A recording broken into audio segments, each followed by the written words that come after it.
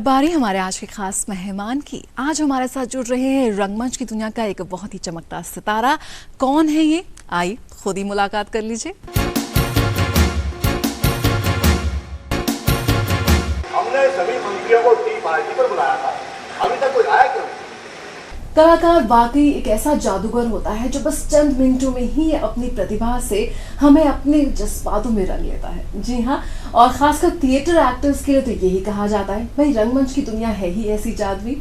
आज हमारे साथ एक ऐसी शख्सियत है जो रंगमंच से कहो तो 1970 से जुड़े हुए हैं। जी हाँ, वर्षों उन्होंने रंगमंच के मंच पर नई कीर्तिमान स्थापित किए हैं। एक अभिनेता है, एक निर्देशक है और आजकल तो और भी कई जिम्मेदारियां निभा रहे हैं। आइए हम करते हैं खास मुलाकात हमारे आज के खास मेहमान से, जो है मशहूर एक्टर डायरेक्टर विश्वदीपक जी।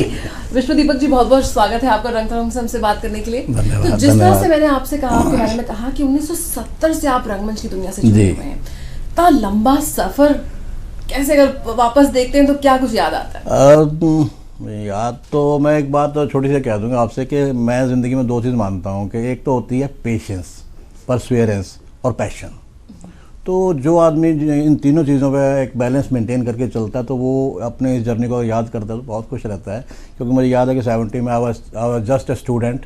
मैंने कॉलेज ज्वाइन किया था और मुझे I was a very very very शरारती सा बच्चा था मैं कॉलेज में। तो मुझे जो कॉलेज की पुरानी टीम थी पकड़ के लेगी, बोले भाई नाटक करेगा? मैं कहा जी नाटक करूँगा, क्यों नहीं करूँगा। और वो जर्नी ऐसी शुरू हुई कि उसके बाद आज तक चल रही है। और मैं कोई बहुत बड़े कीर्तिमान तो स्थापित नहीं किए, लेकिन हाँ आज ये कह सकता हूँ कि मैं फुल्ली सेटिस्फाइड हूँ अपने काम से, क्योंकि मैंने जितना काम किया है मैं अपने मन से काम किया है। दौर की बात करें तो एक्टिंग एज ए प्रोफेशन लेना वो उतना वायबल नहीं होता था। तो पेरेंट्स की तरफ से या परिवार की तरफ से किस तरह का आपको सपोर्ट मिला कि भाई तुम करना क्या चाहते हो, एक्टिंग तो कर लो ठीक है, लेकिन कमाओगे कैसे? पुरुषों पे तो ज्यादा मेरे ख्याल से। नहीं, आप बिल्कुल ठीक कह रही हैं। मैं एक छोटी सी घटना सुनाता हूँ आपको कि बात है 75 की। I did my M A in English. M A English करने के बाद मैंने चंडीगढ़ में इंडियन थिएटर है, बलवंत गार्गी इंचार्ज हुआ करते, तो वहाँ मैंने अप्लाई किया एडमिशन के लिए 1 ईयर डिप्लोमा इन थिएटर। तो किस्मत की बात देखिए कि 100 बच्चे आए इंटरव्यू देने के लिए और 100 में से उन्होंने 8 लड़के लड़कियां सेलेक्ट किए और लकीली उनमें एक मैं भी था।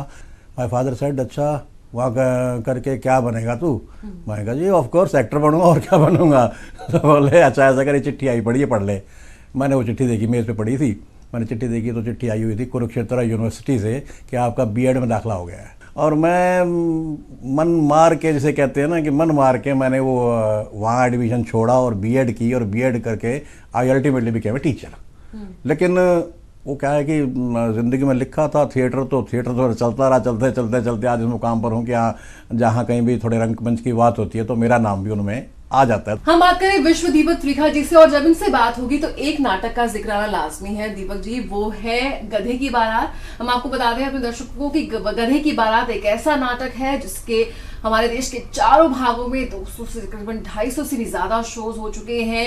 भारतीय नहीं अंतर्राष्ट्रीय मंच पर भी ये ऐसा एक नाटक है जो धमाल मचा चुका है। और कमर्शियली वायबल अगर थिएटर की बात करें किस तरह से, तो उसमें भी गधे की बारात एक ऐसा नाटक है जिसका नाम है एक्टर। किस तरह का एक्सपीरियंस, एक तो गधे की बारात की शुरुआत कैसे हुई पहले तो?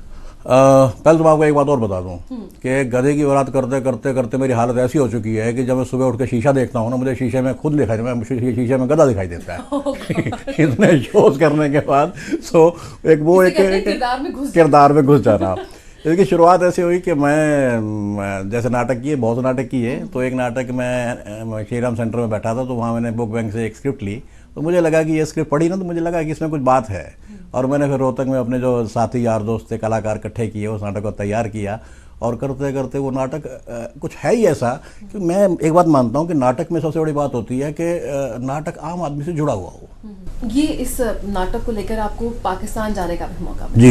जी। आपने अंतर्राष्ट्रीय मंच पर भी इसका मंचन किया, तो वहाँ किस तरह का अनुभव रहा? That was the international theatre festival. India से 5 प्लेस सेलेक्ट हुए थे। Luckily I was one among दोस्त। मैं वहाँ गया, उन लोगों ने जितना प्यार हमें दिया वो बिरले ही मिलता है हमें। वहाँ उन्होंने एक एज एमेच्योर थिएटर आर्टिस्ट नहीं लिया, उन्होंने हमारा नाटक जो है दूसरे नाटकों के मुकाबले में काफ़ी अच्छा गया, परफेक्शन थी उसमें। फिर उन लोगों का जो प्रेम था ना, बीइंग इंडियंस, कमाल था।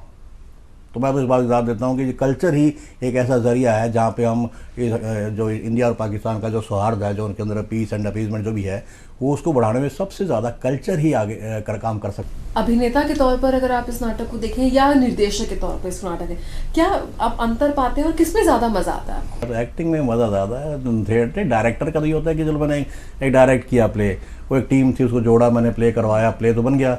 अब उसके बाद डायरेक्टर का लंबा चौड़ा काम रहता नहीं है। अब 238 शोज़ करने के बाद डायरेक्टर का इतना लंबा चौड़ा काम नहीं रहता। हाँ, मैं जब खुद एक्टिंग करता हूँ, जब खुद मुझे तारीफ मिलते हैं इंस्टेंट, तो लोग आके कहते हैं भाई मज़ा आ गया, तो वो ज़्यादा रिवार्डिंग है। हरियाणा कला परिषद से भी जुड़े हुए हैं विकास साहब, तो खुद आप आपने वो जीवन देखा है और खुद आप उस रंगमंच में रहे हैं, या किस तरह से इसको प्रमोट करने में जो तकलीफें आती हैं, क्या वो महसूस हुई जब आप इस पद पर आए और कोशिश की कि इसको बढ़ावा देना है? Multi art culture centre Kurukshetra है, हरियाणा कला परिषद, मैं जहाँ इंचार्ज बना यहाँ पे, तो मेरा पहला ही, जैसे कहते हैं ना, पहला ही मेरा प्रायोरिटी जो थी वो चीज़ थी जो मैंने भुगती है कि आगे के कलाकार वो चीज़ ना भुगतें हैं। बीइंग एन आर्टिस्ट, मैं तकरीबन सारा इंडिया घूमा हूँ मैं, और जिस तरह से ट्रीटमेंट एक थिएटर आर्टिस्ट को मिलता है, तो I was really sorry to see this thing के बड़ा ही कैजुअल, कोई इंपॉर्टेंस नहीं, आ गया चलो चलो करो यार, करो जल्दी करो, वेकअप करो, चलो करो फिर। सो मैंने इस चीज़ को देखा कि कम से कम जो भी कलाकार हरियाणा में नाटक करने आता है, नो नाटक, music, dance, what ever it is, तो कलाकार का आदर और मान, वो चीज़ मेरी बहुत ज़रूरी थी। और आज मैं फ़ख्र के साथ कह सकता हूँ, मैं कुरुक्षेत्र में 500 नाटक पिछले 5 साल में करवा चुका हूँ मैं।